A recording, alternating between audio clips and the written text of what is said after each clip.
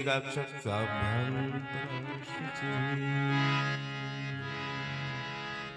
केशवाय नमः। ओम माधवाय नमः।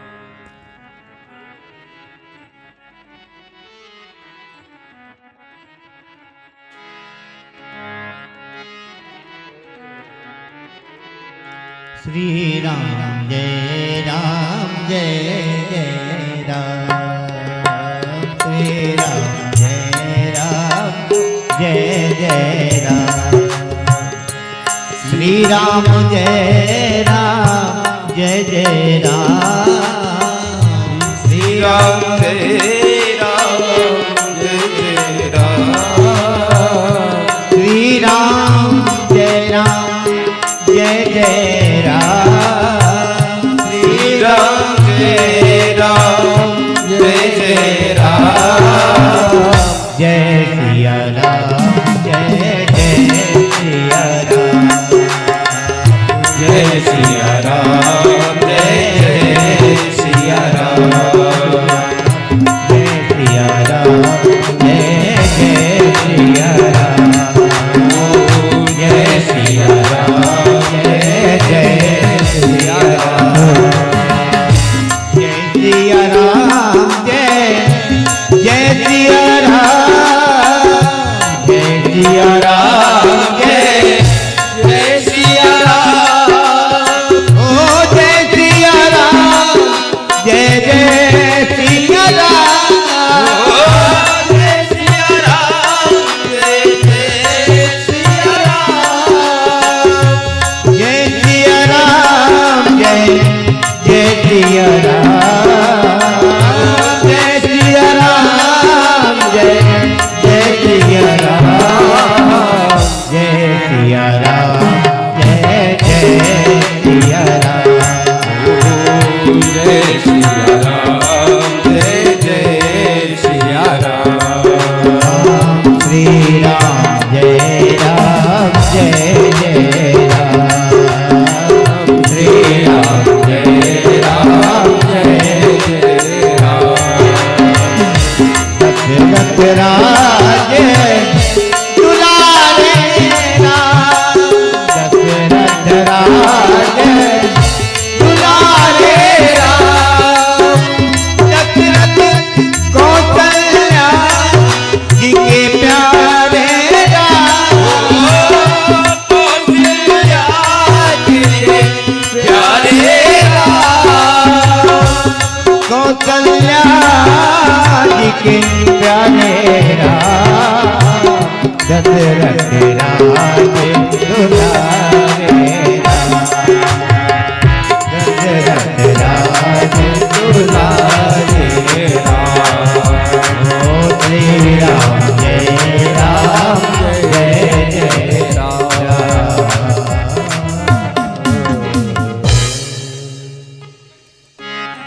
चंद्रमा मनसो जाक्षो सूर्यो अजायत। श्रोतादीन प्राणस्य मुखार्धं नीरजायत। बोल व्यासी भगवान की। बोलिए सत्य सनातन धर्म की। आइए परम पूज्य व्यास जी मंचासीन हो चुके हैं और जहाँ तक हमारी आवाज आती हो सभी भक्तगण अपने दैनिक कार्य से निवृत्त होकर के कथा प्रांगण में पधारे और परम पूज्य व्यास जी के श्री मुख से भगवान की पावन मंगलमयी कथा सुन करके अपने जीवन को कृतार्थ करें। जय श्री राधे जय श्रीमन नारायण।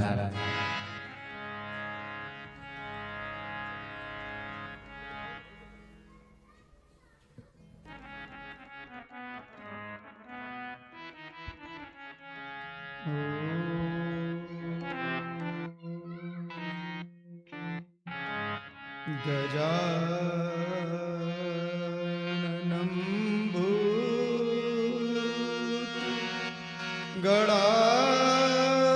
गणाधिसेवितं कपितजम्बो फलचारुभक्षणम् उमासुतमशोकविनाशकारकम् नमामि विघ्नेश्वर पंकजं लोकाभिरामं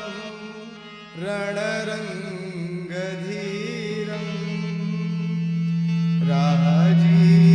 राजीवनेत्रं रघुवंशनाथं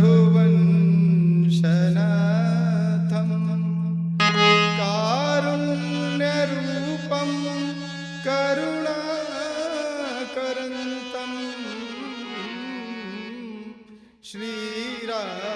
श्रीरामचन्द्रं शरणं प्रपद्ये श्रीरामचन्द्रं शरणं प्रपद्ये शानन्दमानन्दवने वसन्तम् आनन्दकन्दं हतपापवृन्दं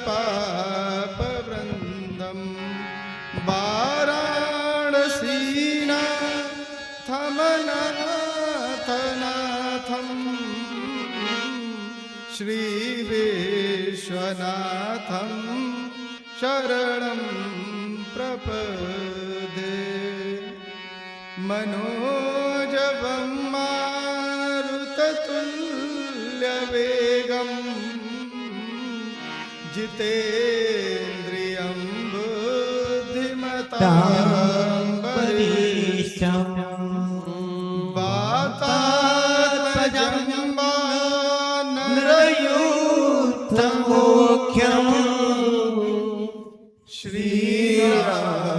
श्रीरामदूतं शरणं प्रपद्ये श्रीरामदूतं शरणं प्रपद्ये कर्पूरगौरं करुणावतारं संसारसारं भुजगेन्द्रहारं सदा वसन्तं हृदयारविन्दे भवं भवानी सहितं नमामि भवं भवानी सहितं नमामि नीलाम्बुजश्यामलं मनकोमलाङ्गं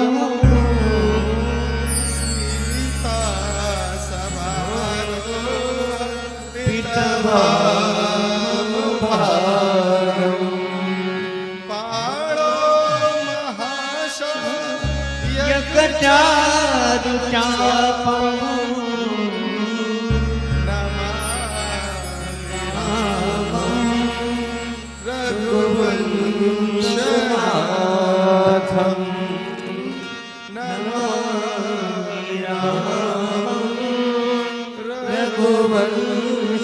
रघुवंशनाथं जिनकी सेवा भाव से मगन हुए श्री राम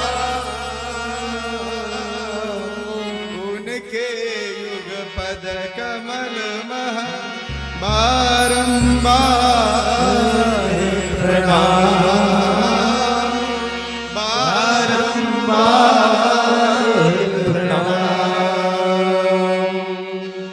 सिया राम में सब जग जानी करम प्रणाम जोर जोर पानी करम प्रणाम जोर जोर पानी सादर शिवहि नाई अब माथा करम बरन विशद राम गुण गान था वरनहु बिसद राम गुण गाथा। परम पिता परमात्मा अकारण करुणा वरवालय प्रभु दशरथ नंदन श्री राम जी के चरणों में दंडवत, अनंत बलवंत श्री हनुमंत लाल जी के चरणों में दंडवत, परम पूज्य गुरुदेव भगवान पूज्य पिताजी के चरणों में दंडवत,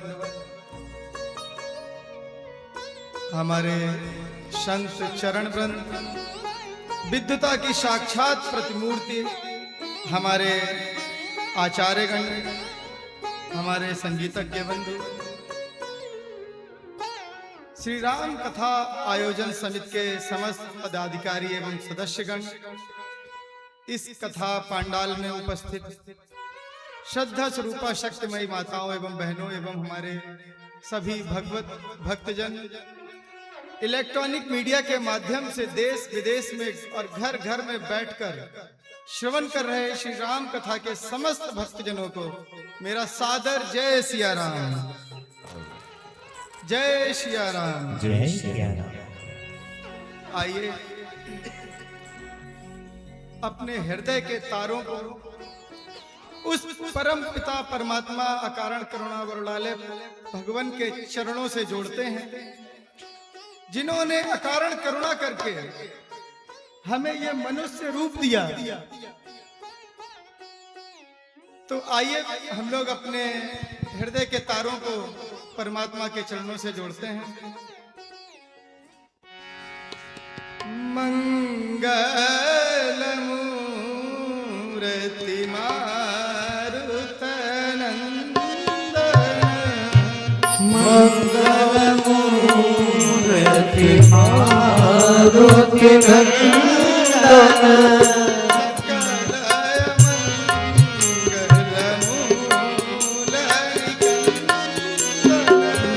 सकल मंगल मूल निकंदन,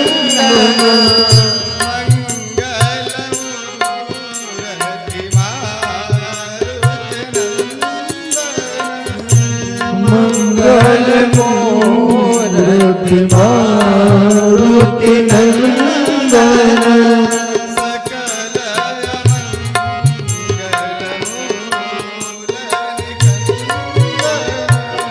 सकल मंगल मूल निकंदन,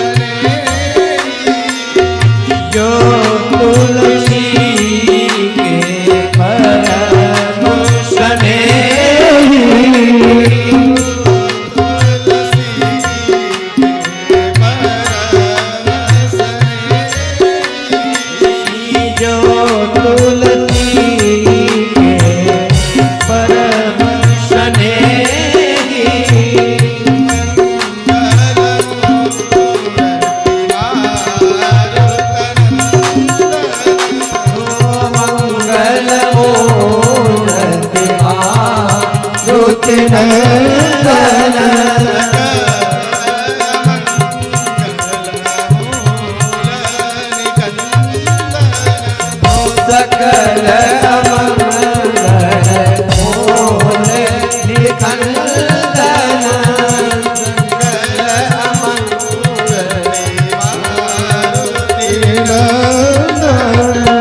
मंगल मूर्ति मारुति नंदन जय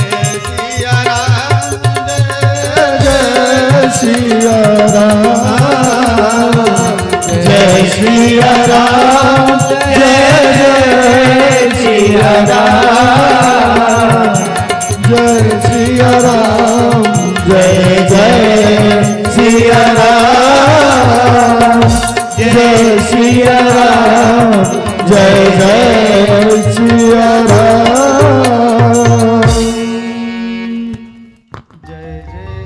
राम जय सीताराम। देखिए, हम और आप लोग आज जो ये कथा श्रवण करने के लिए यहाँ पर उपस्थित हुए हैं, प्रभु की बहुत बड़ी कृपा हुई है हम पर, जो आज हम इस नैमिषारण्य की पवित्र भूमि पर श्री राम कथा का श्रवण कर रहे हैं। प्रभु की जब बहुत विशेष कृपा होती है तब ही हम राम कथा श्रवण कर पाते हैं। और प्रभु ने कृपा तो हम पर बहुत पहले ही कर दी थी, और विशेष कृपा की है कि हमें ये मनुष्य रूप दिया। ये मनुष्य शरीर जो हमें दिया है, ये बहुत बड़ी अकारण करुणा की है परमात्मा ने हम पर, जो हमें ये मनुष्य शरीर मिला है। क्योंकि हम 84 लाख योनियों में भटक रहे थे, और उस योनि में हम कोई कर्म करने के लायक नहीं थे। अकारण परमात्मा ने हम पर करुणा की, हम पर दया की और मनुष्य शरीर दिया। मनुष्य शरीर लेकर हम आए थे परमात्मा का भजन करने, परमात्मा की भक्ति करने, प्रभु में अपने मन को लगाने, अपने आप को समर्पित करने। लेकिन हम संसार में भटक गए हैं, हम संसार में खो गए हैं, हम संसार के मोह और माया जाल में फंस के रह गए हैं। हमें परमात्मा से जुड़ना चाहिए, मोह से दूर जाना चाहिए। संसार में आए हैं तो संसार से अलग नहीं हो सकते, लेकिन संसार में रहकर भी संसार में अपने जीवन को चलाया जा सकता है। जैसे प्राय आपने देखा होगा, यहाँ से पास में ही गोमती नदी जी भी है, उसमें एक नाव है, नाव चलती है। नाव रहती कहाँ है? जल में, लेकिन जल को कभी अपने अंदर नहीं आने देती है। इसी प्रकार संसार में रहिए। अगर मनुष्य शरीर प्रभु ने दिया है, इस संसार में भेजा है, तो संसार में रहना है। लेकिन कैसे रहना है? उस नाव की तरह रहना है कि जल में रहे, लेकिन जल को अपने अंदर नहीं आने दे। अगर नाव में जल आ गया तो क्या होगा बताओ? नाव डूब जाएगी ना। तो ऐसे ही संसार में रहिए, लेकिन संसार को अपने अंदर मत आने दीजिए। अच्छा, हम लोग करते क्या है? जो चीज बाहर की है उसको अंदर रखते हैं, और जो अंदर की है उसको बाहर रखते हैं। परमात्मा को अंदर से रखने की चीज है, परमात्मा को अंदर से चाहो और संसार को बाहर रखो। लेकिन हम क्या करते हैं? संसार को अंदर प्रवेश करा लिया है और प्रभु की भक्ति को हम बाहर से दिखावा करते हैं। कहते महाराज जी हमने इतने यज्ञ कराए हैं, महाराज जी हमने इतनी कथाएं करा ली हैं, महाराज जी हम हर साल यज्ञ कराते हैं। ये दिखावा कर रहे हैं। भक्ति हमेशा अंदर से होनी चाहिए और संसार को बाहर रखना चाहिए, उसको अंदर बसा रखा है। तो थोड़ा सा अपने आप को इस मोह जाल से बाहर निकालकर परमात्मा में लगना चाहिए। हम ऐसे फंस गए हैं, इतनी बुरी तरीके से इस जग जंजाल में फंस गए हैं कि हम अपने आप को ही भूल गए हैं कि हम हैं क्या। जैसे कभी आप कहीं जाते होंगे, जैसे अभी आप कथा श्रवण करने आए और नैमिषारण्य रेलवे स्टेशन पर उतरे, आपको श्री मधुनेश धाम जाना है। आपने बोला ए रिक्शा, और रिक्शा आया, तुरंत खड़ा हो गया, बोला बताएं साहब कहाँ जाना है। आपने कहा ए रिक्शा, और रिक्शा वाला आया, रिक्शा आया और आपके पास खड़ा हो गया, बोला बताइए साहब कहाँ जाना है। तो क्या जो आपके पास आया वो रिक्शा है? नहीं है, वो रिक्शा वाला है, लेकिन रिक्शे के साथ रहते रहते अपने आप को भूल गया है कि वो कौन है। वो खुद को ही, स्वयं को ही रिक्शा समझ बैठा है। ऐसे ही हम इस जंजाल में आकर, इस संसार में आकर अपने आप को संसार समझ बैठे हैं, जबकि हम इस संसार से हम कुछ अलग हैं। जैसे अभी आप इस कथा श्रवण करने आए हैं, तो अपने जो वाहन से आए हैं वो किसका है? कह रहे साहब अपने वाहन से आए हैं, हमारा है, हमारा है। तो वो वाहन आपका है। ऐसे ही ये हाथ किसका है? हमारा है। ये सर किसका है? हमारा है। ये शरीर किसका है? हमारा है। ये सब हमारा है, लेकिन हम नहीं हैं, हम तो कुछ और हैं। लेकिन यहाँ इस संसार में आकर ऐसे भटक गए हैं, ऐसे विलुप्त हो गए हैं कि हम अपने आप को ही भूल गए हैं और ऐसे मोह में फंस गए हैं कि मोह छूट ही नहीं रहा है। सब जब छोटे थे तो अपनी माता से इतना प्रेम था कि ममतत्व तो नहीं छूट रहा था। थोड़े बड़े हुए, संत बोले चलो भाई, ये मनुष्य शरीर लेकर आप परमात्मा से जुड़ने आए थे तो भजन करिए। बोले नहीं नहीं साहब, अभी तो बस थोड़ा सा और रुक जाइए, बस वैसे ही मैं आ जाऊंगा, नैमिषारण्य आऊंगा, तपस्या करूंगा और वहीं रहूंगा। तो थोड़े बड़े हुए, माता पिता ने शादी करा दी। अब पत्नी प्रेम में फंस गए। अब पत्नी से इतना मोह हो गया कि छूट ही नहीं रहा है। संत बोले चलो, बोले नहीं साहब, अभी नई नई शादी हुई है, अब शादी करके लाए हैं तो पत्नी का कौन ख्याल रखेगा, थोड़ा सा समय दो, बस आप चलते हैं। तो और थोड़ा सा समय हुआ तो बच्चे हो गए। अब बच्चों के प्रेम में फंस गए। संत बोले चलो, बोले नहीं साहब, बच्चे हैं, छोटे छोटे हैं, उनका पालन पोषण कौन करेगा। महाराज बस बच्चों को पढ़ा दे, उसके बाद हम फ्री हैं, फिर हम भक्ति के अलावा कुछ करेंगे ही नहीं, बस बच्चों को पढ़ा लिखा दे। बच्चों को पढ़ा लिखा दिया। अब बोले बच्चे पढ़ लिख गए हैं तो लाओ शादी कर दें, बहू आ जाएगी, 2 रोटी खाएंगे, उसके बाद फिर भजन पे निकलते हैं। बच्चों की शादी कर दी, बहू आई तो गरम गरम आलू के पराठे और पनीर चल रहा है। मोह नहीं छूटा, संसार नहीं छूटा। और जब धीरे धीरे देखा कि नाती हो गए, अब तो बाबा का मोह और नहीं छूट रहा। संत ने कहा कि चलो, अब तो चलो, अब तो काफी समय हो गया है, अब तो आपको चलना चाहिए। बोले महाराज, नाती से बड़ा लगाव है, और नाती तो इतना प्रेम करता है कि साहब जाने ही नहीं देता। घर से बाहर भी जाए तो पीछे पीछे दौड़ता है, कहता नहीं हम भी चलेंगे बाबा, हम भी चलेंगे। तो ऐसे संसार में उलझ गए हैं कि मोह छूट नहीं रहा। थोड़ा सा, अब आप लोग नैमिषारण्य की इस पवित्र भूमि पर आए हैं, तो थोड़ा सा मोह को अपने हटाकर इस प्रभु के प्रेम से जुड़िए, प्रभु के भक्ति में जुड़िए। और नैमिषारण्य जैसे तीर्थ में आप लोग आए हैं। नैमिषारण्य की भी बहुत बड़ी महिमा है साहब। नैमिषारण्य सबसे पवित्र तीर्थ स्थलों में से है। बाबा गोस्वामी तुलसीदास जी महाराज लिखते भी हैं, तीर्थ वर नैमिष विख्यात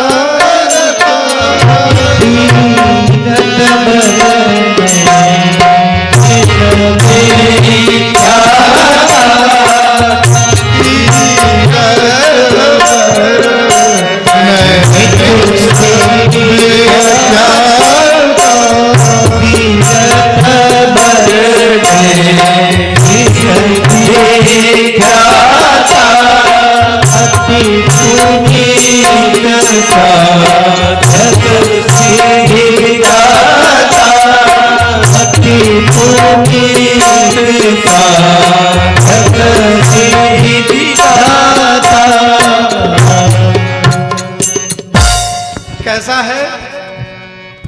तीरथ बर नैमिष विख्याता। बर क्या होता है? बर होता है श्रेष्ठ। नैमिषारण्य जो है वो तीर्थों में सबसे श्रेष्ठ है। नैमिष बर तीरथ विख्याता, अति पुनीत साधक सिद्धिदाता। पुनीत नहीं लिखा है बाबा जी ने, बाबा गोस्वामी तुलसीदास जी महाराज ने क्या लिखा है? अति पुनीत, पुनीत से भी पुनीत। और क्या है? साधक सिद्धिदाता, साधक को सिद्धि देने वाला तीर्थ है। अगर आप यहाँ पर साधना करेंगे तो आपको सिद्धि की प्राप्ति होगी, ऐसी साधना की भूमि है। नैमिषारण्य में मनु शत्रुपा जी, स्वयंभू मनु शत्रुपा जी जब अयोध्या में थे, अयोध्या के राजा थे, और अपने चौथे पन में जब उन्हें विचार आया कि हम करने क्या आए थे और हम कर क्या रहे हैं, वैसे ही बरबस उन्होंने अपने राज्य को अपने पुत्र को सौंपा और अयोध्या से चल दिए, नैमिषारण्य में आ गए। पहुंचे जाए धेनुमत तीरा, पहुंचे जाए धेनुमत तीरा, पहुंचे जाए धेनुमत तीरा, पहुंचे जाए धेनुमत तीरा।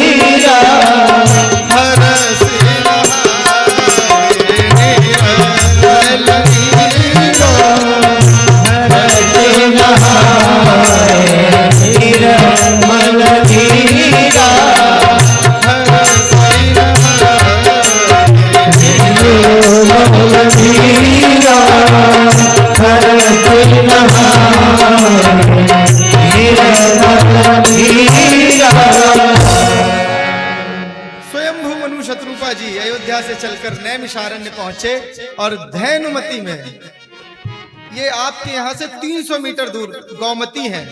धेनु मतलब गौ, तो धैनु जो है, धेनुमती जो है वो गौमती है। तो गोमती के पास आए और बहुत हर्ष स्नान किया और अपने तपस्या में लग गए, और हजारों हजार वर्ष तपस्या करके भगवान को स्वयं आना पड़ा। इस नैमिषारण्य की भूमि पर भगवान ने आकर बोले, मनु जी मांगिए, आप क्या मांगना चाहते हैं। तो ऐसी भूमि जहां भगवान को स्वयं आकर कुछ देना पड़ा, ऐसी नैमिषारण्य की पवित्र भूमि है, साधकों को सिद्धि देने वाली है। और मैं तो कहता हूं, आज के समय में आप लोगों के पास समय तो है नहीं, तो आप साधना मत करिए। आप यहाँ आए हैं तो आप सिर्फ भक्ति मांगिए, और जब भक्ति मिलेगी तो परमात्मा मिल जाएगा। परमात्मा मिलना कठिन नहीं है, परमात्मा मिलना कठिन नहीं है, हमारा सरल होना कठिन है। जिस दिन हम सरल हो जाएंगे उस दिन हमें परमात्मा की प्राप्ति हो जाएगी। अच्छा, सरल क्या होता है? सरल की एक संतों ने विशेष परिभाषा भी करी है। सरल मतलब सा से सीता जी और रा से राम जी और ला से लक्ष्मण जी, जिनके हृदय में सीता जी, राम जी और लक्ष्मण जी विराजमान हो जाते हैं, वो सरल हो जाता है। तो अपने हृदय में राम लक्ष्मण सीता जी को अपने हृदय में बसाइए, सरल होइए, परमात्मा तो स्वयं मिल ही जाएंगे। और यहां आए हैं तो भक्ति मांगिए, क्योंकि भक्ति ही जो है वो आपको प्रभु से मिला सकती है। और ये संतों की भूमि है, और जब यहाँ आकर संतों से जुड़ेंगे तो भक्ति अपने आप जागृत हो जाएगी, परमात्मा मिल जाएंगे। क्योंकि प्रभु श्री राम जी ने स्वयं सबरी जी को 9 भक्तियां बताई थी।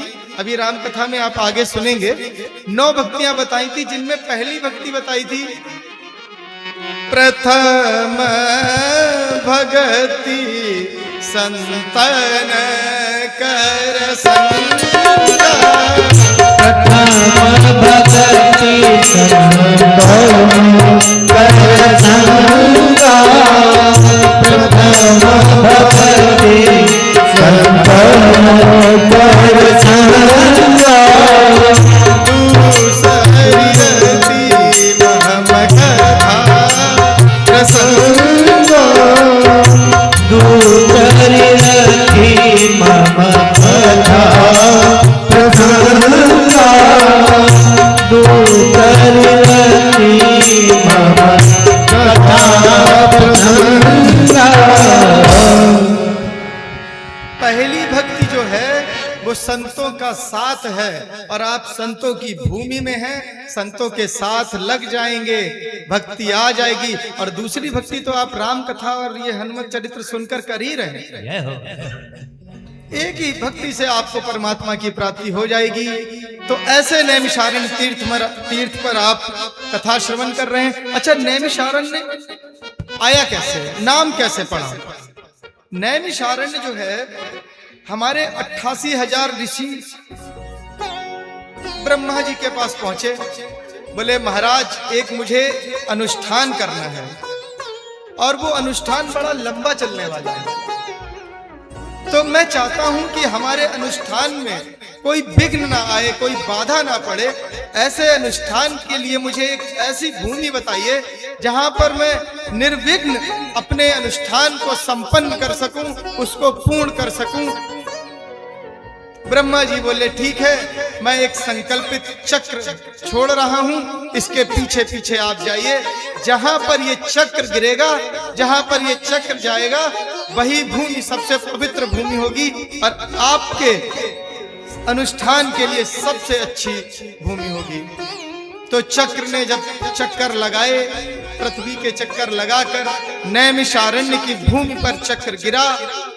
उस चक्र के अग्रभाग को, जो आगे भाग होता है, उसको नैमि कहते हैं। और वो भाग जब नैमिषारण्य यहाँ गिरा तो यहाँ आरण्य था। आरण्य कहते हैं जंगल को आरण्य के भी कहते हैं। तो जब इस जंगल में गिरा, इस आरण्य में गिरा, तो वो नैमि जब आरण्य में गिरी तो उसका जो नाम है वो नैमिषारण्य पड़ गया। और वहां पर अभी चक्र कुंड भी बना हुआ है, आप लोग आए हैं तो दर्शन करिएगा। और चक्र तीर्थ के दर्शन करके वहीं पास में हनुमानगढ़ी भी है, हनुमानगढ़ी जी के भी दर्शन करिएगा। उसके पास में ललिता मैया जी हैं। बहुत दर्शन करने की जगह है, बहुत दर्शनीय स्थल है नैमिषारण्य। आप यहाँ आए हैं तो सारे दर्शन करके जाइएगा। अच्छा, हनुमानगढ़ी जो यहाँ पे है, 3 हनुमानगढ़ी है विशेष रूप से। एक हनुमानगढ़ी अयोध्या जी में है, जहां पर हनुमान जी अंजनी मैया के गोद में बैठे हुए हैं। एक हनुमानगढ़ी प्रयागराज में है, जहां पर हनुमान जी लेटे हुए हैं। और एक हनुमानगढ़ी नैमिषारण्य में है, जहां पर विराट रूप में हनुमान जी खड़े हुए हैं। 3 हनुमानगढ़ी में अलग अलग विधि में हनुमान जी हैं। एक जगह बैठे हुए हैं, एक जगह लेटे हुए हैं, और नैमिषारण्य में खड़े हुए हनुमान जी हैं। तो हनुमानगढ़ी के भी दर्शन करिएगा। और नैमिषारण्य में संतों से आप मिलेंगे, यहाँ जुड़ेंगे। लेकिन संतों से जब आप मिले जुड़े, जब यहाँ आए हैं, संतों से भेंट होगी, संतों के चरणों में आप जब अपने मन को लगाएंगे, तो एक निवेदन है कि संतों से आप जो प्रश्न करें, वो प्रश्न आपके जीवन को बदलने वाले होने चाहिए।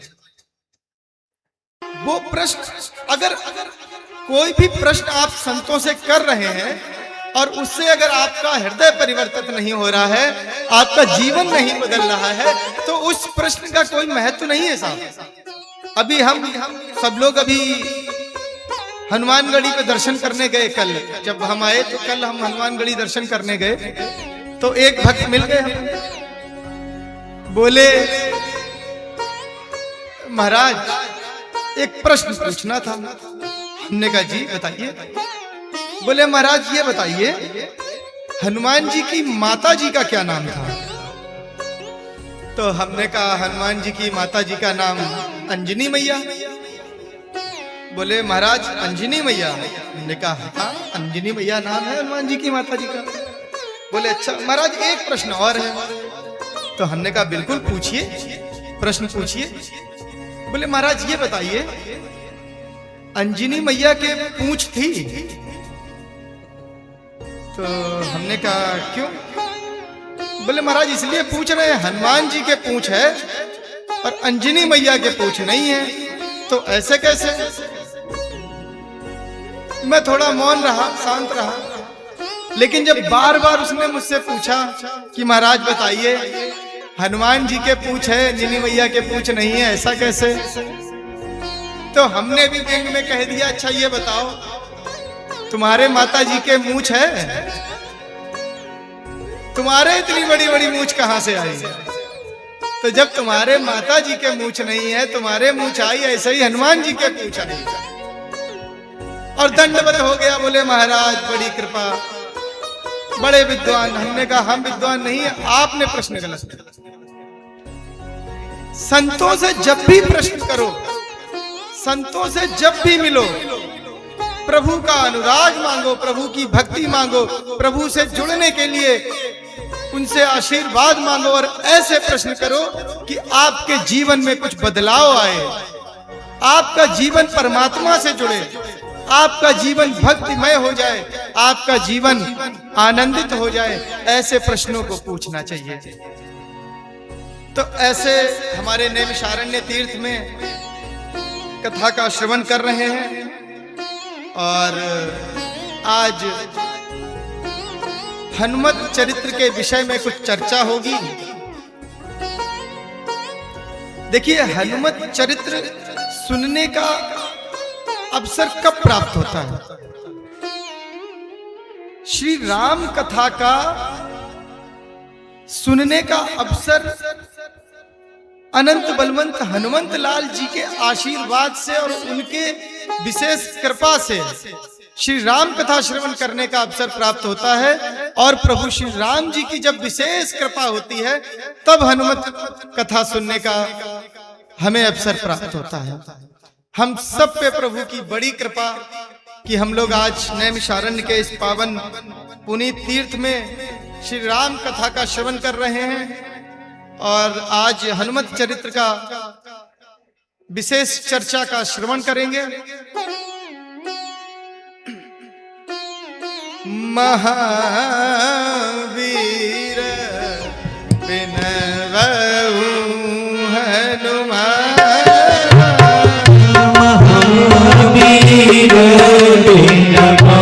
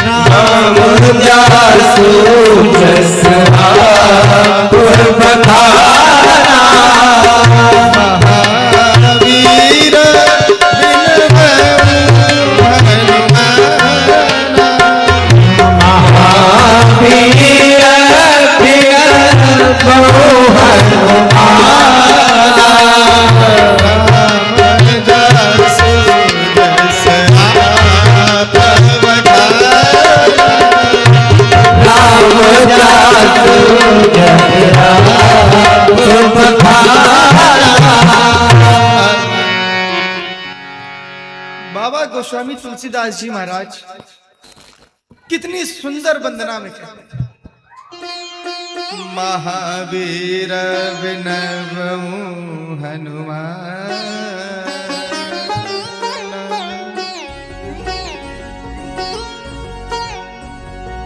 अच्छा, रामायण में आपने सुना होगा बहुत सारे वीर हुए हैं। लंका में कुंभकर्ण, भट्ट, सुभट, महाभट्ट, मेघनाथ जैसे बहुत वीर हुए हैं। लेकिन हमारे बाबा गोस्वामी तुलसीदास जी हमारे अनंत बलवंत हनुमंत लाल जी को क्या लिखते हैं? महावीर। महावीर हैं हनुमंत लाल जी।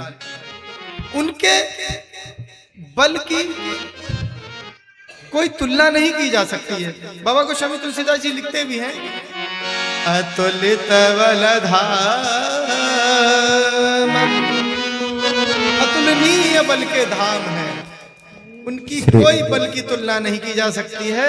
ऐसे हमारे महावीर हनुमान जी हैं। लेकिन कुछ संतों ने हनुमान जी के बल की तुलना की है, चर्चा की है। देखिए पहले क्या था, जो वीर होते थे उनका जो बल था वो हाथियों से नापा जाता था कि अमुक वीर में इतने हाथियों का बल है, अमुक वीर में इतने हाथियों का बल है। तो हनुमंत लाल जी की भी चर्चा संतों ने की। तो क्योंकि प्राय पहले हाथियों में ही सबसे ज्यादा बल माना जाता है, इसलिए हाथियों के बल से चर्चा करते थे।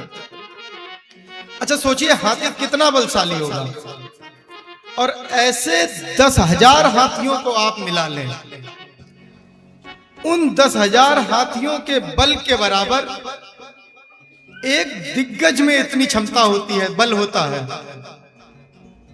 दसों दिशाओं का करता है। तो ऐसे एक दिग्गज में 10,000 हाथियों जितना बल होता है, और 10,000 दिग्गजों के बराबर एक अहिरावत में बल होता है। अहिरावत जिस पर इंद्र जी अपनी सवारी करते हैं, बहुत बलशाली होता है अहिरावत। और ऐसे 10,000 अहिरावत को मिला लें उनके बल को, तो एक इंद्र के बराबर उतना बल होता है। क्योंकि इंद्र स्वर्ग के राजा हैं, और इंद्र देवताओं की तरफ से राक्षसों से युद्ध भी करते हैं, लड़ते भी हैं, तो बलशाली हैं। और ऐसे 10,000 इंद्रों को आप मिला लें, उनके बलों को मिला लें, इतना बल हमारे हनुमंत लाल जी के एक हाथ की जो सबसे छोटी अंगुष्ठी होती है, छुंगनी, उसमें इतना बल है। 10,000 इंद्र के बलों को मिला, तो इतने अतुलनीय बल के धाम हैं। और प्राय आपने देखा होगा, प्राय सामान्य जप में, कि जो बहुत बलशाली होता है, जो बहुत बल का काम करता है, बहुत पहलवानी का काम करता है, उनकी जो बुद्धि का स्तर होता है वो बहुत सामान्य होता है लगभग। कोई यहाँ पर हो तो माफ करे, लेकिन जो पहलवान होते हैं उनकी बुद्धि का जो स्तर होता है वो सामान्य रहता है। लेकिन हमारे हनुमंत लाल जी कैसे हैं? अतुलनीय बल के धाम तो हैं ही। बुद्धिमता वरिष्ठम, बुद्धिमानों में भी सबसे वरिष्ठ है, सबसे वरिष्ठ है हमारे हनुमंत लाल जी। और उसका परिचय भी है, उसका उदाहरण भी आता है। कब? जब हनुमंत लाल जी जानकी जी की खोज के लिए लंका जा रहे थे, तो रास्ते में कौन मिला? सुरसा जी। और सुरसा जी मिली हनुमंत लाल जी से, बोली हनुमान जी मैं आपको खाऊंगी। हनुमान जी बोले मैया अभी थोड़ा समय दो, खा लेना, लेकिन थोड़ा सा समय दो, मैं प्रभु श्री राम के काम के लिए जा रहा हूं, और मैं राम के कार्य को संपन्न करके आपके पास आ जाऊंगा, और आप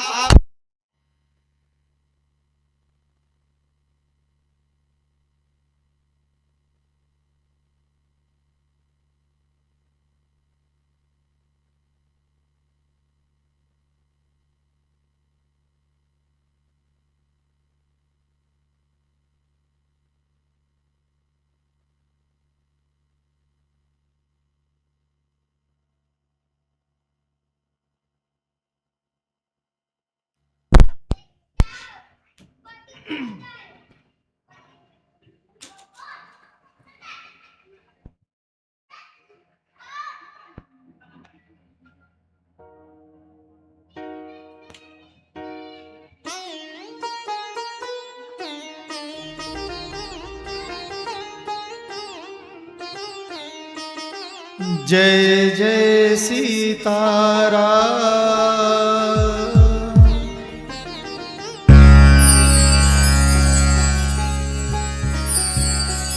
हनुमंत लाल जी जब जानकी जी की खोज में जा रहे थे, सुरसा मैया मिली, बोली देवताओं ने तुम्हें आहार बनाकर मेरे पास भेजा है, मैं तुम्हें खाऊंगी। हनुमान जी बोले ठीक है मैया खा लेना, लेकिन पहले मुझे प्रभु के कार्य को सिद्ध कर लेने दो, उसके बाद मैं स्वयं आपके पास आऊंगा और आप खा लेना। सुरसा मैया बोली नहीं हनुमान, मैं तुम्हारे बातों में आने वाली नहीं हूं, मैं तुम्हें खाऊंगी। और ये चर्चा पर चर्चा चलती रही। लेकिन जब हनुमान जी बोले मैया खा लेना, कोई बहुत बड़ी बात नहीं है, मैं स्वयं आऊंगा, खा लेना, लेकिन थोड़ी कृपा कर दो, मैं राम काम के लिए कहा जा रहा हूं। राम काज कीन्हे बिनु मोहि कहा बिसराम, मोहि कहा तो मैया राम के कार्य को कर लेने दो, फिर खा लेना। सुरसा मैया नहीं मानी और अपने मुख को बड़ा करने लगी। और जैसे जैसे सुरसा मैया मुख को बड़ा करने लगी, हनुमान जी समझ गए कि अब मैया नहीं मानेंगी, तो हनुमान जी भी बड़े होने लगे। जैसे जैसे सुरसा मैया बड़ी होती गई, वैसे वैसे हनुमान जी बड़े होते गए। और सत जो जन तक आनन कीना। और जैसे ही मैया ने अपने विशाल आकार में अपने मुंह को किया, वैसे ही हनुमान जी तुरंत छोटे हो गए और अंदर मुख के द्वारा चले गए। अंदर जाके सब चेक कर लिया कि सब कुछ अंदर मैया का सही है। हृदय देखा, बोले सब कुछ सही है, पेट भी सही, लीवर भी सही है, गुर्दे भी सब चकाचक चल रहा है, फिर ऐसी बातें क्यों कर रही है मैया। और हनुमान जी अंदर जाके सब चेक कर करके बाहर आए। बोले मैया अब तो मैं आपके पेट से होकर आया हूं, अब मैं आपका पुत्र हो गया हूं, क्या अब भी आप मुझे खाओगे? अच्छा, हनुमान जी छोटे क्यों हुए? हनुमान जी छोटे इसलिए हुए कि उनको राम कार्य करना था, उनका एक लक्ष्य था। और जब आपका लक्ष्य हो, जब आपको व्यवहारिक संसार में भी अगर आपका लक्ष्य बड़ा है, अगर आपके लक्ष्य को प्राप्त करना है, आपको अपने लक्ष्य तक पहुंचना है, अगर आपको अपने लक्ष्य तक पहुंचना है, आपका लक्ष्य बड़ा है, तो आपको विनम्र होना पड़ेगा, आपको छोटा होना पड़ेगा। आपको विनम्र होकर, छोटे होकर ही अपने लक्ष्य की सिद्धि प्राप्त कर सकते हैं। नानक छोटे हुए रहो, जैसे नन्ही दूब, बड़े बड़े ढह जात है, दूब खूब की खूब, दूब खूब की खूब। नदी, आपने देखा होगा नदी के किनारे बहुत बड़े बड़े वृक्ष लगे होते हैं, विशालकाय वृक्ष लगे होते हैं, और नदी के अंदर एक छोटी सी दूब घास होती है।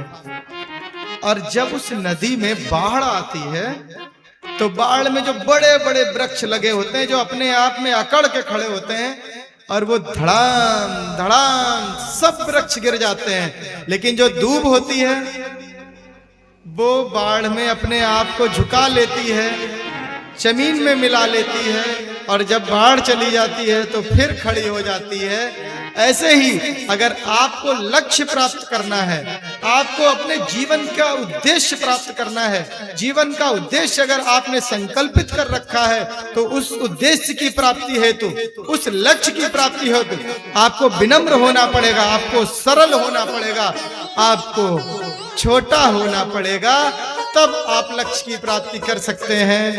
और जब आप अकड़े रहेंगे, अच्छा अकड़ता कौन है बताओ, कौन अकड़ता है? नमता वही है जिसमें जान होती है। जय हो। नमता वही है जिसमें जान होती है, अकड़ तो खास मुर्दे की पहचान होती है। अरे मुर्दा होता है वो अकड़ा होता है। अरे आप तो प्रभु के भक्त हैं, आप नम्र रहिए, आप विनम्र रहिए, आप अपनी अकड़ को छोड़ दीजिए, प्रभु की भक्ति में लगिए, तब आप लक्ष्य की प्राप्ति कर पाएंगे। ऐसे ही हनुमंत लाल जी प्रभु के कार्य के लिए जा रहे थे और छोटे हुए अंदर गए, बाहर आ गए, बोले मैया मैं आपका पुत्र हो गया हूं। सुरसा जी बोली हनुमान जी मैं आपकी बुद्धि की परीक्षा कर रही थी और आप सफल हो गए हैं, अब आप जाइए, आप जिस कार्य के लिए जा रहे हैं आपका कार्य सिद्ध होगा। तो ऐसे मेरे अनंत बलवंत हनुमंत लाल जी हैं, बुद्धिमताम वरिष्ठम, बुद्धिमानों में सबसे वरिष्ठ हैं।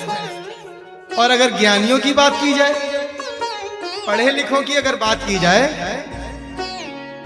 तो ज्ञानी नाम अग्रगण्यम, ज्ञानियों में भी सबसे अग्रणी पंक्ति के हैं हनुमंत लाल जी। अच्छा, संक्षेप में बताते हैं, ज्ञान का परिचय भी हनुमान जी ने बहुत जगह दिया है। जब जानकी मैया की खोज के लिए लंका में हनुमान जी गए तो अपना परिचय दिया।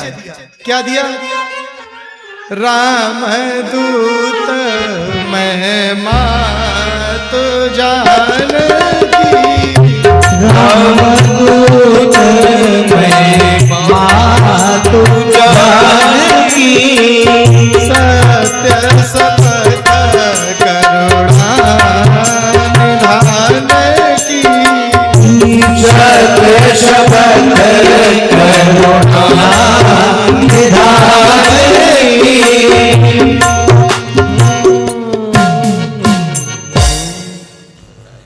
राम दूत मैं मात जानकी, हे मैया मैं राम जी का सेवक हूं। अपना परिचय कैसे दिया?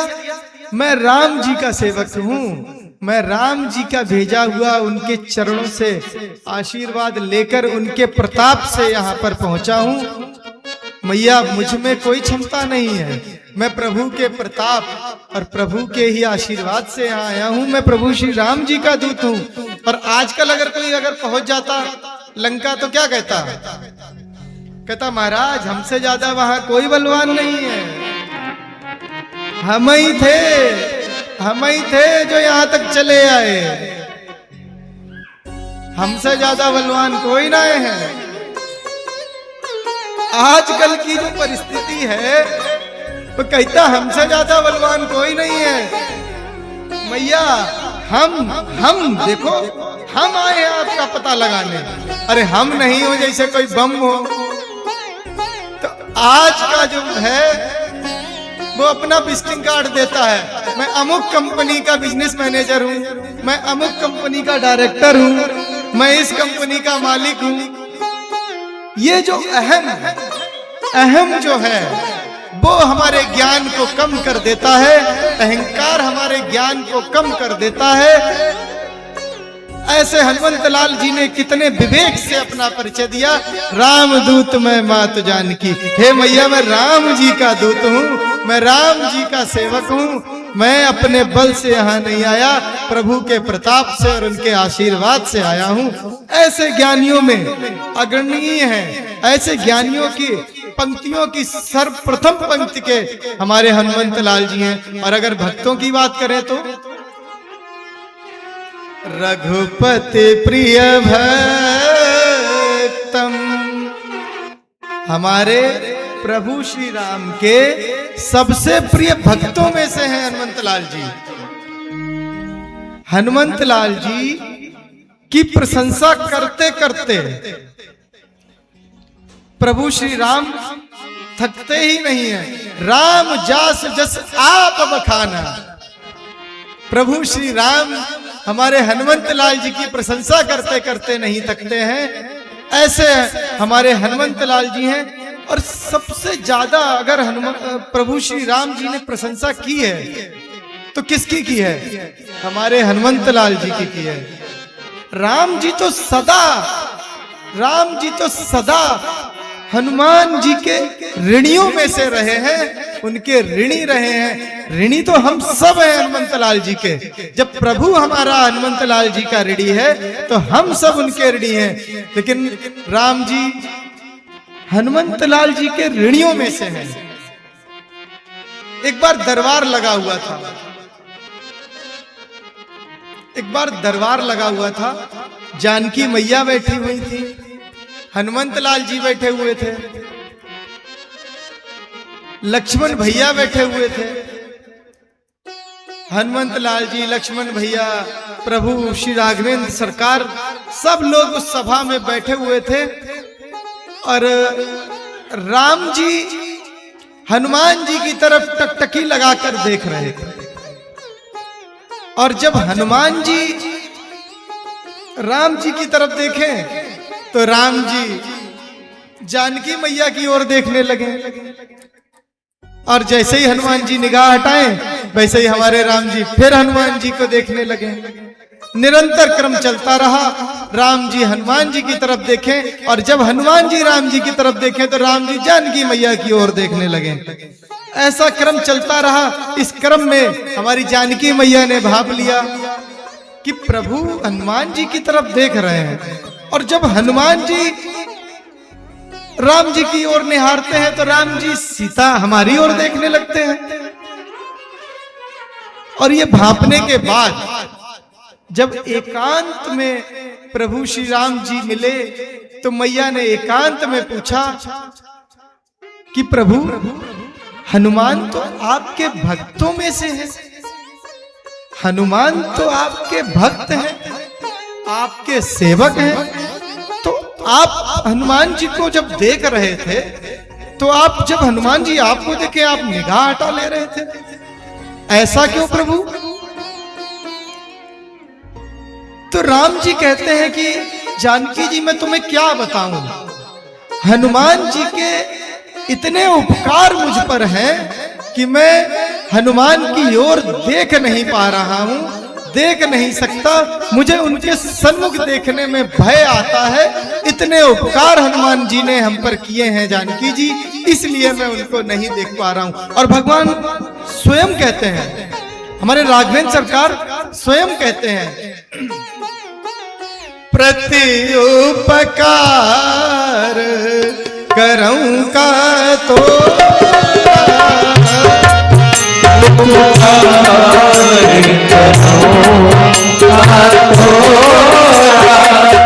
प्रति उपकार करऊंगा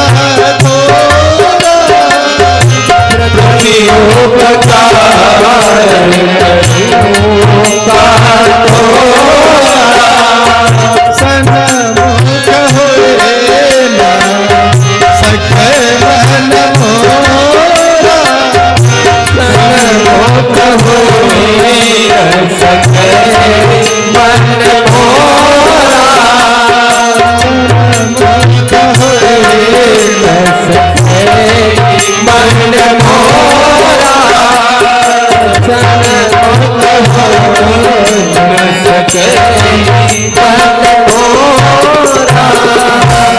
राम जी कहते हैं, हे हनुमान जी मैं कैसे तुम्हारे उपकार से उऋण हूं, मैं कैसे तुम्हारे इस ऋण से उऋण हो पाऊंगा। इतने उपकार किए हैं तुमने हनुमंत लाल जी, प्रति उपकार करऊं का तोरा। अच्छा, प्रति उपकार क्या होता है? आपके ऊपर किसी ने जो उपकार किया है उसके बदले आप जो करते हैं वो प्रति उपकार होता है। तो हमारे राघवेंद्र सरकार जी कहते हैं कि प्रति उपकार करूं का तोरा। हे हनुमान जी मैं आपका क्या प्रति उपकार करूं, इतने उपकार आपने किए हैं कि मैं आपके उपकार को उतार नहीं सकता। वाल्मीकि रामायण में कहा है प्रभु जी ने, क्या कहा है कि हे हनुमान अगर मैं अपने सारे प्राणों को भी आप पर न्यौछावर कर दूं तब भी मैं आपके उपकार का बदला पूरा नहीं कर सकता, मैं आपके उपकार का ऋण नहीं चुका सकता। अच्छा, सारे प्राणों को कर दूं? कितने प्राण होते हैं हमारे शरीर में? हमारे शरीर में 5 प्राण होते हैं, पंच प्राण। कौन कौन से होते हैं? प्राण, प्राण, अपान, उदान, समान और व्यान। ये 5 प्राण हमारे शरीर में होते हैं। राम जी कहते हैं प्राण तो 5 ही हैं, उपकार बहुत हैं, कैसे उतारेंगे? तो अपने सारे प्राणों को भी अगर हम आपके ऊपर न्यौछावर कर देंगे तब भी हनुमंत लाल जी मैं आपके उपकार को नहीं उतार सकता। अच्छा, हनुमंत लाल जी ने क्या उपकार किया? वैसे तो सेवक अपने स्वामी पे उपकार नहीं करता है। सेवक तो स्वामी की सेवा करने को ही अपना सौभाग्य समझता है। सेवक अपने स्वामी की कितनी सेवा कर ले, कितना उनको अपने द्वारा अच्छे से रख सके, कैसे उनके लिए काम कर सके, कैसे उनके लिए समर्पित हो सके, कैसे अपने आप को उन पर समर्पित कर दे, न्यौछावर कर दे, सदैव अपना सौभाग्य समझता है सेवक। लेकिन फिर भी हमारे राम जी इतने सरल हैं, हृदय इतना कोमल है कि वो अपने सेवक के भी कार्य को उपकार समझते हैं। ऐसे हमारे राघवेंद्र सरकार हैं। अच्छा, उपकार किए क्या?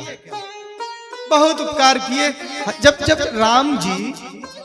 राम जी वन में सीता जी को ढूंढ रहे थे और पूछ रहे थे, हे खगमृग हे मधुकर श्रेणी, हे खगमृग हे मधुकर श्रेणी, हे खगमृग हे मधुकर श्रेणी, तुम देखिए सीता मृग नयनी, तुम देखी सीता मृग नयनी, तुम देखी सीता मृग नयनी।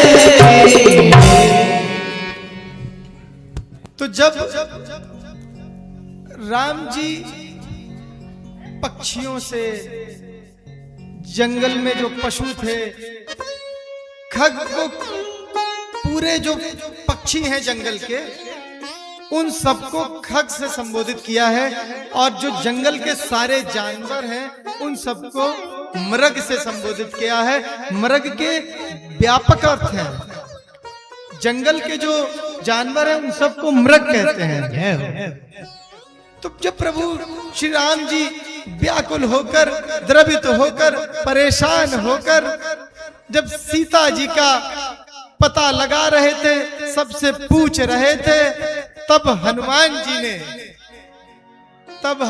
जी ने लंका जाकर सीता मैया का पता लगाया, जानकी मैया का पता लगाकर प्रभु श्री राम जी को बताया। प्रभु श्री राम जी को बताया कर हनुमंत लाल जी ने जानकी मैया का पता लगाकर राम जी को बताया। ऐसे उपकार किए हैं।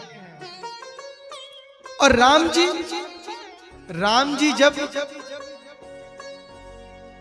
व्याकुल थे, जब सीता मैया का पता लगा दिया, हनुमान जी ने बता दिया, तब राम जी सोच रहे थे कि जब से जनकपुर से हम सीता जानकी जी को ब्याह करके लाए हैं, हमारे पग पग पर जानकी मैया ने साथ दिया है।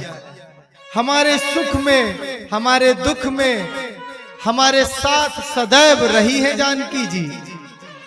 और जानकी मैया ने हमसे क्या मांगा? एक सोने का मृग। अब मांगा सोने का मृग, अब डुप्लीकेट निकल गया तो राम जी का क्या? सोने का मृग आया, डुप्लीकेट निकल गया। लेकिन फिर भी राम जी ने कहा कि जानकी जी ने हमारे सुख दुख में रही। अच्छा, धर्म पत्नी का कार्य क्या होता है? धर्म पत्नी का कार्य होता है अपने पति के सुख दुख में सदैव उनके साथ कंधे से कंधा मिलाकर खड़ी रहें, वो धर्म पत्नी होती है। और जो दिन भर डिमांड करती रहे कि आज लिपस्टिक ले आना, कल पाउडर ले आना, और डिमांड पे डिमांड बढ़ती रहे, और जब दुख आए तो छोड़कर चले जाए, ऐसी पत्नी पतन होती हैं, पतन का कारण होती हैं, वो पत्नी नहीं होती हैं। जो धर्म से जोड़ दे, जो आपको प्रभु के धर्म से जोड़ दे, आपको धर्म से जोड़ दे, वो धर्म पत्नी होती है। और जानकी मैया सदैव प्रभु श्री राम जी के साथ पग पग रही, राजपाट छोड़ दिया। राम जी कहते रहे सीता जी यहीं रहो, अयोध्या में रहो। सीता जी बोली नहीं प्रभु, आप जहां रहेंगे मैं वहां चलूंगी। तो ऐसे सीता जी ने, जानकी मैया, जानकी जी ने हमारा साथ दिया है, तो और हम जानकी जी को एक मृग नहीं दे पाए। तब हनुमान जी काम आए। हनुमान जी जब प्रभु से मिले और हनुमान जी को भेजा राम जी ने सोने का हिरण बनाकर। कैसे कैसे? बानरों को शाखा मृग कहा जाता है, और हनुमान जी क्या है? अतुलित बलधामम स्वर्ण शैलाभदेहम। हेम शैलाभदेहम या स्वर्ण शैलाभदेहम, आप कुछ भी कह सकते हैं। तो हनुमान जी स्वर्ण शैलाभदेहम है, और क्या है? मृग है, शाखा मृग है। तो शाखा मृग को कहां भेजा? जानकी जी के पास भेजा। अब सोने के हैं कि नहीं है ये कैसे पता चले? अच्छा, मृग जो है, मृग का भी व्यापक अर्थ होता है। अभी बताया था जो जंगल के सारे जानवर होते हैं उनको भी मृग कहते हैं, क्योंकि जो शेर होता है उसको क्या कहते हैं? मृगराज। सारे जो जानवर हैं उन सबके राजा को मृगराज कहते हैं। जैसे अक्ष, आंख जो है, आंख, अक्ष के भी व्यापक अर्थ है। आंख क्या कार्य करती है? देखती है। ऐसे इंद्रियों को भी अक्ष कहा गया है, इंद्रियों को भी अक्ष कहा गया है। अब इंद्रियां कैसे देखती हैं? जैसे हमने कहा कि ये रुमाल बड़ा कोमल है, जरा स्पर्श करके देखिए। अब स्पर्श करके देख रहे हैं ना, व्यंजन बहुत स्वादिष्ट बने हैं, जरा चक्कर देखिए। तो हमारी जो जिद्या है वो क्या कर रही है? चक्कर देख रही है। बड़ा मधुर कंठ है, अरे जरा इनको सुनकर देखिए। सुनने का काम कान कर रहे हैं, लेकिन देखिए, सुनकर देखिए। इसीलिए इंद्रियों को अक्ष कहा गया है। ऐसे ही मृग के व्यापक अर्थ हैं। तो सोने का मृग बनाकर भेजा। अब पता कैसे चले? सोने का पता कैसे चलता है? तपाकर। आग में जब तपेगा और सोना सुरक्षित रहेगा, वही तो सोना होगा। तो प्रभु ने तो भेज दिया। अब जानकी जी से बोला अब ये तुम्हारी बारी है, तुम तपाकर देख लो सोने का है कि नहीं। और जब पहुंचे जानकी मैया के पास, हनुमान जी पहुंचे, और जैसे ही हनुमान जी को देखा वैसे ही मैया ने अपना मुंह घुमा लिया। बंदर से जानकी जी डरती थी, भय लगता था उनको। तो जैसे ही पहुंचे मुंह घुमा लिया। लेकिन फिर हनुमान जी ने क्या कहा कि रामदूत मैं मातु जानकी, सत्य शपथ करुणा निधान की। सत्य शपथ करुणा निधान की। जब करुणा निधान बोला, मैया समझ गई कि ये तो हमारा ही कोई अभिन्न अंग है। क्यों? क्योंकि करुणा निधान जो है वो केवल या तो मैया जानती थी, जानकी मैया, और राम जी जानते थे। आज हनुमान जी ने बोला है तो ये बहुत जैसे पासवर्ड, जो करुणा निधान शब्द था वो पासवर्ड होता है। आपके सबके कीमती मोबाइल हैं, सबने अपने मोबाइल में पासवर्ड लगा रखा होगा, लेकिन जो पासवर्ड है वो आप किसी को बताते नहीं हैं। जो आपके विशेष हैं, जो आपके बहुत खास हैं, बस वो पासवर्ड आप उन्हीं को बताते हैं। ऐसे ही जो करुणा निधान है वो पासवर्ड है मैया का। जैसे अब तो क्या ही कहें, अब जो संसार में हो रहा है भगवान ही मालिक है। पहले स्त्रियां अपने पति को कभी नाम लेकर नहीं बुलाती थी, कुछ ऐसा नाम रख देती थी जिससे केवल वो समझ पाते थे और उनको बुला लेते थे। थोड़े समय बाद कुछ नाम और बदल गए, डब्बू के पापा, चिंटू की मम्मी, तो ऐसे करके बुलाने लगे। लेकिन जो हमारी जानकी जी थी वो करुणा निधान करके बुलाती थी। और आजकल तो पूछा ही नहीं, सीधा नाम लेके बुलाती हैं और जाने क्या क्या बुलाती हैं, भगवान मालिक है। करुणा निधान शब्द आया कहां से? करुणा निधान शब्द पार्वती मैया जी ने जानकी जी को दिया था। जानकी जी जब पुष्प वाटिका में थी, राम जी को देखा, मन में बसा लिया। दूसरे दिन जब पूजा करने के लिए जानकी जी पुष्प वाटिका में पहुंची और पार्वती जी ने क्या कहा? मन जाहि राचेहु मिलहि सोवर, सहज सुंदर सावर। मन जाहि मिलहि सोवर, सहज सुंदर सावर। करुणा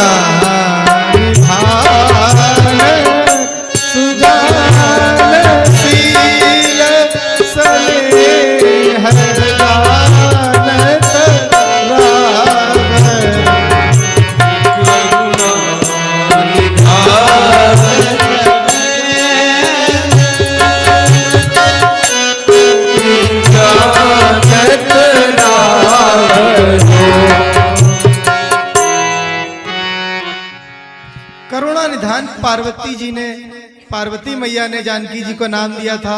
और जब हनुमान जी ने बोला कि सत्य शपथ करुणा निधान की, जानकी मैया समझ गई कि ये हमारा कोई है और उनसे मिली। और परख कैसे हुई सोने की? वैसे ही रावण ने क्या किया, हनुमान जी बढ़े आगे और रावण ने हनुमान जी की पूंछ में आग लगा दी। रावण ने हनुमान की पूंछ में आग लगाई और हनुमान जी ने रावण की मूंछ में आग लगा दी। सामने सामने लंका जलाकर गए और जाकर समुद्र में स्नान किया और माता जानकी के पास फिर आ गए, सुरक्षित आ गए। मैया समझ गई कि राघवेंद्र सरकार ने सोने का हिरण भेजा है। तो ऐसे उपकार किए हैं हमारे हनुमंत लाल जी ने। हनुमंत लाल जी बड़े कृपालु हैं। हम सब भी अगर हनुमंत लाल जी के चरणों में अपने जीवन को समर्पित कर देंगे, हमारे जीवन का उद्धार हो जाएगा। एक सत्य घटना स्मरण आ गई है, मैं आपको बता देता हूं। नैमिषारण्य के एक संत रहे हैं, बड़े भक्त थे हनुमान जी के। दिन रात नाम जप करना, हनुमान जी में लगे रहना, उनकी सेवा करना। हनुमंत लाल जी के अनन्य भक्त और राम कथा और हनुमत कथा के परम विद्वान। तो महाराज जी की कथा इलाहाबाद के पास लगी और महाराज जी इलाहाबाद पहुंचे। राम कथा कहने के लिए जब प्रथम दिवस राम कथा कहने के लिए महाराज जी पहुंचे तो महाराज जी का एक नियम था कि जब राम कथा के लिए महाराज जी मंच पर जाते थे, अपने नजदीक ही हनुमंत लाल जी की एक चौकी लगाते थे और मंगलाचरण किया,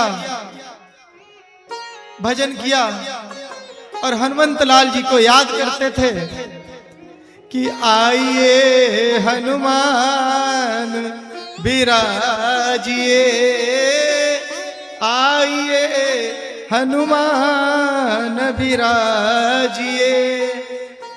और हनुमान जी को विनम्र निवेदन के साथ हनुमान जी को बुलाते थे और हनुमान जी का चौकी का पूजन किया, प्रणाम किया और अपने कथा में लग गए। इलाहाबाद में कथा, भक्त जन आने लगे। प्रथम दिवस हुआ, दूसरे दिन की भी कथा चल रही थी। द्वितीय दिवस की कथा में भी महाराज जी पहुंचे मंच पर, मंगलाचरण किया, हनुमंत लाल जी को संबोधन किया विनम्र और हनुमंत लाल जी को बुलाया, चौकी पर पधरवाया और अपने कथा में प्रवेश कर लिए। और ये क्रिया को एक वकील साहब देख रहे थे। इलाहाबाद वकीलों की बहुत बड़ी नगरी है, बहुत वकील रहते हैं, तो एक वकील साहब कथा श्रवण करने आते थे, देख रहे थे। अब वकीलों का काम ही यही होता है कि उनको प्रमाण चाहिए। वकील साहब खड़े हुए, बोले महाराज एक प्रश्न पूछना है। वही जो अभी हमने कहा था कि अगर संत मिले तो प्रश्न ऐसा होना चाहिए जो अपने हृदय को परिवर्तित कर दे, प्रभु में जोड़ दे। लेकिन वकील साहब तो वकील साहब बोले महाराज एक प्रश्न है कि आप मंच पर आते हैं, मंगलाचरण करते हैं और इस चौकी पे आप हनुमान जी को बुलाते हैं कि आइए हनुमान विराजिए, आइए हनुमान विराजिए, तो क्या हनुमान जी इस चौकी पर आते हैं? संत बड़े भक्त थे हनुमान जी के, मौन हो गए। वकील साहब ने फिर पूछा कि महाराज बताइए क्या हनुमान जी इस चौकी पर आते हैं? संत बड़े कोमल हृदय के होते हैं। बाबा गोस्वामी तुलसीदास जी महाराज लिखते भी हैं, संत हृदय नवनीत समाना, संत हृदय नवनीत समाना, संत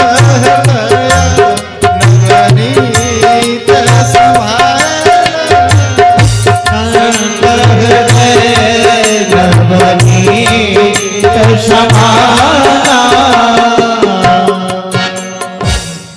तो बड़ा कोमल हृदय के संत बोले हाँ आते हैं, हनुमान जी को मैं बुलाता हूं, हनुमान जी आते हैं। वकील साहब बोले नहीं महाराज, मैं प्रमाण लूंगा, मैं प्रमाण लूंगा इसका। बोले कैसे? बोले जब हनुमान जी आते होंगे तो ये चौकी भारी हो जाती होगी, चौकी पे कोई बैठेगा तो चौकी भारी हो जाएगी। अब संत बोले ठीक है महाराज ले लेना प्रमाण, चौकी भारी हो जाती है। वकील साहब बोले कि ठीक है, कल महाराज आपके मंगलाचरण के बाद आप हनुमान जी को बुलाना और मैं ये चौकी उठाकर देखूंगा, अगर हनुमान जी आते हैं तो चौकी भारी हो जाती है। कथा विश्राम तक पहुंची।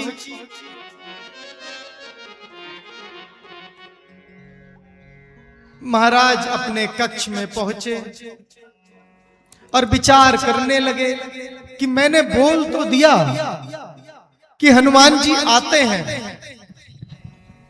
तो क्या हनुमान जी आएंगे? बड़ा परेशान हो गए संत, द्रवित हो गए, दुखी हो गए, भगवान में स्मरण करने लगे भगवान को। बोले हनुमंत लाल जी, मैंने आपके इस विश्वास पर बोल तो दिया कि आप आते हैं, क्या आप आएंगे? बड़ा परेशान हो गए, द्रवित हो गए, आंख से अश्रुधारा बहने लगी। हनुमंत लाल जी में अपने आप को लगा लिए, वंदना करने लगे, पूजा में बैठ गए। बोले हनुमान जी, मेरी जो भक्ति है, मेरा जो आपके प्रति अद्भुत विश्वास है, मेरा जो आपके प्रति प्रेम है, तो महाराज अब ये सब मैं अपने आप को आपके चरणों में समर्पित करता हूं। अब मेरी लाज आपको बचानी है। अब क्या करना है, कैसे करना है, ये प्रभु आप जानो। और ये संत का ही नहीं, आप भी अगर अपने जीवन को प्रभु में छोड़ देंगे, उनके चरणों में समर्पित कर देंगे, तो सब प्रभु संभालेगा। जब तुझसे न सुलझे, जब तुझसे न सुलझे तेरे उलझे हुए धंधे, जब तुझसे न सुलझे तेरे उलझे हुए धंधे, उस परमात्मा के चरणों में सब छोड़ दे बंदे, सब छोड़ दे बंदे। सब कुछ प्रभु करेगा, आप उनके चरणों में छोड़ दो, उनके चरणों में विश्वास रख लो, उन पर अडिग विश्वास होगा तो आपके काम में बाधा आने वाली नहीं है। ये इस मंच से, व्यासपीठ से मैं आपको वादा करता हूं। हमारे संत ने अपने आप को हनुमंत लाल जी के चरणों में समर्पित कर दिया। अश्रुधारा बह रही थी, उनके गुणगान में लग गए। और जब तृतीय दिवस की कथा का दिन आया, तो जो पंडाल महाराज जी की कथा के बीच में भरता था, वो पंडाल आज सुबह से पूरा खचाखच भरा हुआ था। खड़े होने की जगह नहीं थी, क्योंकि आपके अच्छे कर्मों का प्रचार हो ना हो, लेकिन आपका एक बुरा कर्म संसार में आग की तरह फैला दिया जाएगा। आप कितने भी अच्छे काम करो, अगर आपने एक किसी के साथ गलत काम किया तो आप उनके लिए गलत हो जाएंगे, आपकी आलोचनाएं की जाएंगी, आपको नीचे दिखाया जाएगा, आपको गिराने का भरकस प्रयास किया जाएगा। लेकिन आपको अपने लक्ष्य की ओर अडिग रहना है, आपको सरल रहना है और अपने लक्ष्य पर ध्यान केंद्रित करना है। आपको किसी की बात नहीं सुननी, किसी के उलझाने में नहीं उलझना है, आपको अपने लक्ष्य पर सिर्फ कार्य करना है। और उधर वकील साहब ने बताया कि कल महाराज जी की परीक्षा होगी, और ये बात पूरे क्षेत्र में फैला दी गई कि सब लोग समय से पहुंचो, कल महाराज जी की परीक्षा ली जाएगी।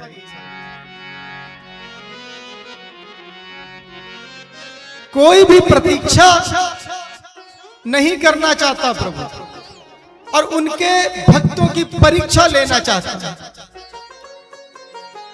तो ये आग की तरह जब बात फैली कि महाराज की परीक्षा ली जाएगी, तो पांडाल खचाखच भर गया। और जब महाराज जी अपने कथा के समय पर मंच पर आए, मंगलाचरण किया और हनुमंत लाल जी की चौकी की तरफ हाथ जोड़कर निवेदन करने लगे और कहने लगे, आइए हनुमान जी विराजिए, आइए हनुमान जी विराजिए। आंखों से अश्रुधारा बहने लगी, हनुमान जी को याद करने लगे, हनुमान जी को बुलाने लगे कि आइए हनुमान विराजिए, अब मेरी रक्षा, मेरा मान सम्मान और मैं खुद आप पर समर्पित हो चुका हूं। हनुमान जी आइए, मेरी रक्षा कीजिए। आपके विश्वास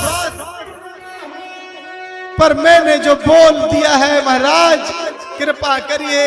आइए हनुमान विराजिए, आइए हनुमान विराजिए, आइए हनुमान विराजिए, आइए हनुमान विराजिए। और जब कहते कहते आंख से अश्रुधारा बहने लगी, बहुत व्यथित हो गए संत।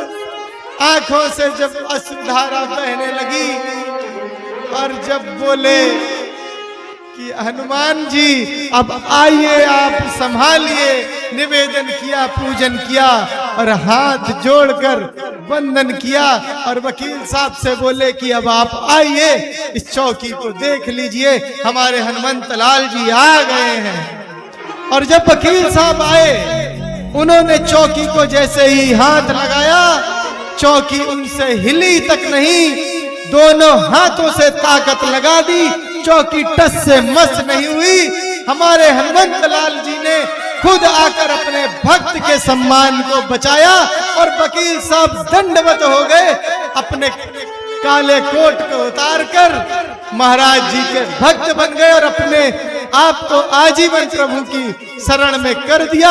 ऐसे हमारे अनंत बलवंत हनुमंत लाल जी हैं। आप अपने जीवन को हनुमान जी पर समर्पित कर देंगे, उनके चरणों में अपने आप को लगा देंगे, उनमें अगर अपने आप को सौंप देंगे, आपके जीवन की डोर को कभी कटने नहीं देंगे, आपके जीवन को कभी गिरने नहीं देंगे, आपके जीवन को आनंदित कर देंगे, आपके जीवन को सुगंधित कर देंगे, आपके जीवन को रसमय कर देंगे, आपके जीवन को भक्तिमय कर देंगे, आपको प्रभु के चरणों से मिला देंगे, आपको प्रभु श्री राम से जोड़ देंगे। ऐसे हमारे हनुमंत लाल जी महाराज हैं। बोलिए अनंत बलवंत हनुमंत लाल की जय हो। आजकल तो लोग भटकते जा रहे हैं। हमारे पास हमारे हनुमंत लाल जी जैसे भगवान हैं, लेकिन हमारे युवा, हम अपने युवाओं को संदेश देना चाहते हैं कि हमारे युवाओं को एक साथ सभी सामाजिक संगठनों को, हमारे सभी साधु संतों को, हमारे सभी कथावाचकों को, हमारे सभी भगवत भक्तों को एक साथ आकर हमारे सनातन को बचाना होगा, हमारे हिंदू धर्म को बचाना होगा, हमारे सनातन को आगे ले जाना होगा। आज के युवा भटकते जा रहे हैं। मैं देखता हूं आज के युवा चादर में फंसे हुए हैं, कहीं चादर चढ़ा रहे हैं। अरे चादर से नहीं, हमारे भगवान के आदर से आपका कल्याण होगा, हमारे भगवान के आदर करने से आपके सनातन की रक्षा होगी, चादर चढ़ाने से नहीं। अरे आप अली पर चादर चढ़ा रहे हैं, अली उनके लिए काम करेंगे। अरे अली को उनके लिए काम करने दो, हमारे लिए तो हमारे बजरंगबली काफी है, हमारे सनातन की रक्षा के लिए हमारे बजरंगबली काफी है। हमें सबको एक साथ आना होगा। हमारे सनातन जो आज गिरता जा रहा है और इसको पीछे करने में सबसे ज्यादा अगर कोई योगदान दे रहा है तो हमारे अपने हिंदू भाई बहन दे रहे हैं। हम दूसरी जगह भटकते जा रहे हैं। हमारे सनातन जैसा पूरे विश्व में कोई धर्म नहीं है। हम अपने सनातन को पीछे करते जा रहे हैं। अरे अगर आज युवा एक साथ नहीं आया, अगर आज सनातन की रक्षा के लिए हम सब आगे नहीं आए, तो आने वाले समय में हम अपने पीढ़ियों को गर्त में ले जाने का काम कर रहे हैं। आने वाली पीढ़ियां, आज देखिए अभी 4 दिन पहले की घटना है, बंगाल में एक हिंदू भाई को जिंदा पेड़ पर लटका कर जला दिया गया और हम लोगों के कानों पर जू नहीं रेंग रहा। क्यों? क्योंकि वो हमारा नहीं था, हमारा नहीं था, आपका नहीं था। अरे आज आपका नहीं था, आज हमारा नहीं था, लेकिन अगर हम अपने हिंदू भाइयों को नहीं बचा पाएंगे तो एक दिन हम और आप भी उस पेड़ पर लटके हुए होंगे। इसलिए मैं कहना चाहता हूं सभी सनातन प्रेमियों से, आज हमारे देखिए हमारे युवा हमारे छोटे भाई धीरेन्द्र कृष्ण शास्त्री जी, बागेश्वर धाम सरकार इतनी मेहनत कर रहे हैं, हजारों किलोमीटर पैदल चल रहे हैं। क्यों पैदल चल रहे हैं? सनातन को जोड़ने के लिए, हिंदू राष्ट्र बनाने के लिए, अखंड भारत बनाने के लिए। और अगर आप अखंड भारत बनाना चाहते हैं, आप अगर हिंदू राष्ट्र बनाना चाहते हैं, आप अगर सनातन को सुरक्षित रखना चाहते हैं, आप सबको एक साथ एक मंच पर आना होगा, एक साथ सबका सहयोग करना होगा, एक साथ आपको आगे बढ़ना होगा। हम सब संकल्प लें कि हम अपने सनातन की रक्षा करेंगे और हम सब एक साथ सनातन को सुरक्षित करने के लिए आगे बढ़ेंगे। आज की कथा को यहीं पर विश्राम देता हूं। आइए दो बार उस परम पिता परमात्मा अकारण करुणा वरुणालय से प्रार्थना करते हैं, उनके चरणों से जुड़ते हैं। जय सिया राम, जय जय सिया राम, जय सिया राम, जय जय सिया राम, जय सिया राम, जय जय सिया राम, जय सिया राम, जय जय सिया राम, जय सिया राम, जय जय सिया राम, जय सिया राम, जय जय सिया राम, जय सिया राम, जय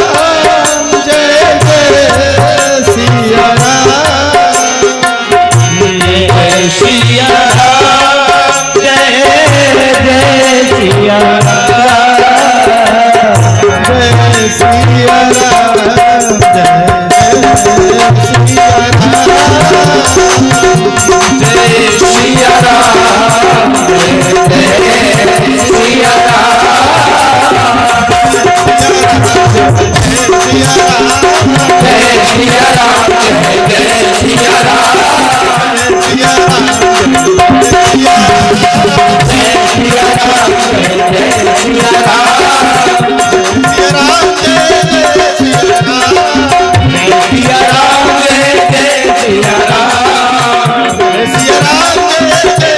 जय सिया राम, जय सिया राम,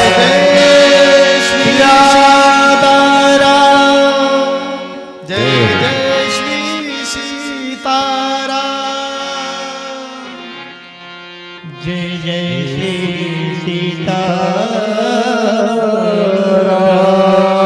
सिया सीताराम सीताराम सीताराम कहिए, सीताराम सीताराम।